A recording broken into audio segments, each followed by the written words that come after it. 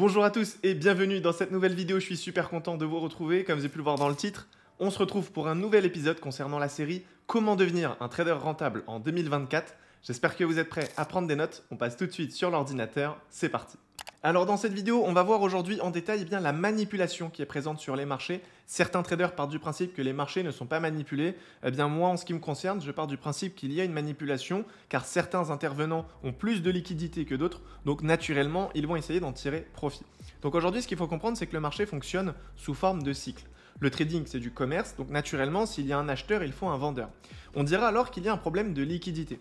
Car quand les grands intervenants veulent placer des ordres sur les marchés et qu'en contrepartie il n'y a personne, eh bien on dira qu'ils ne pourront pas réaliser leurs transactions.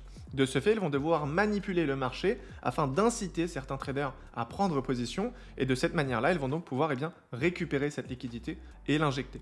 Donc je vous ai fait tout simplement un petit visuel afin de vous expliquer mes propos plus en détail. Donc on peut voir ici un mouvement baissier, donc une tendance baissière.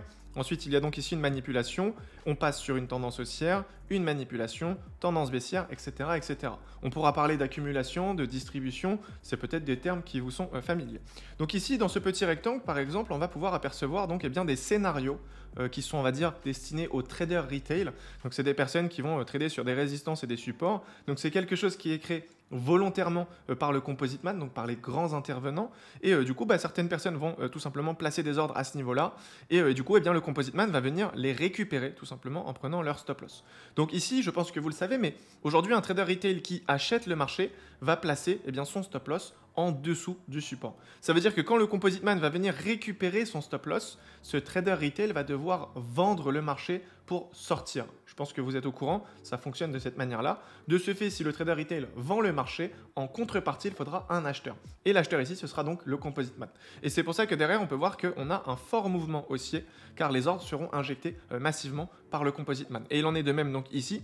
On aura encore une fois un scénario afin d'inciter les traders retail à prendre position sur les marchés. On peut donc revoir quelque chose qui est très simple, résistance, support. Alors bien sûr, il en existe plein d'autres, tout ce qui est figure chartiste, etc., ça en fait partie. Et on pourra voir donc que le composite man va passer au-dessus de cette zone de résistance afin de récupérer les stop loss pour délivrer son mouvement baissier. Ce qu'il faut comprendre, c'est que le composite man, c'est pas quelqu'un de méchant. Il n'est pas là pour, en réalité, prendre votre argent. Il n'est pas là pour, à chaque fois, toucher votre stop loss. C'est simplement qu'il n'a pas le choix. C'est de cette manière-là qu'il va pouvoir se déplacer sur les marchés financiers. Alors c'est vrai que sur internet on peut retrouver pas mal de bêtises, notamment des personnes qui s'amusent à dire que les grandes institutions c'est des grands méchants, ils sont là pour récupérer notre argent, etc. Sauf qu'en réalité ça ne fonctionne pas comme ça. Sachez même qu'aujourd'hui les grandes institutions peuvent récupérer votre ordre sur les marchés, mais vous pouvez quand même faire du profit.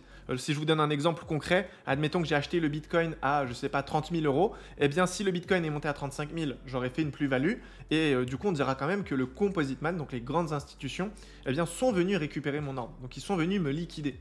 Alors ils m'ont liquidé certes, mais j'en ai quand même tiré profit. Donc c'est vraiment ce qu'il faut comprendre. C'est pas parce qu'on s'est fait liquider par la smart money qu'on a forcément perdu de l'argent. Donc voilà, je pense que j'ai pu faire le tour du sujet. Si vous avez des questions, n'hésitez pas à me les poser directement dans l'espace commentaire. Et si certains veulent peut-être accélérer le processus d'apprentissage, n'hésitez pas directement à regarder le premier lien en bas de cette vidéo. Car pour cette occasion, j'ai décidé de vous mettre à disposition une formation de 5 heures qui est totalement gratuite, dans laquelle vous allez retrouver énormément de valeur. Donc n'hésitez pas à consulter tout ça. Quant à moi, je vous dis donc à demain 18 h pour une nouvelle vidéo. D'ici là, prenez soin de vous. Ciao!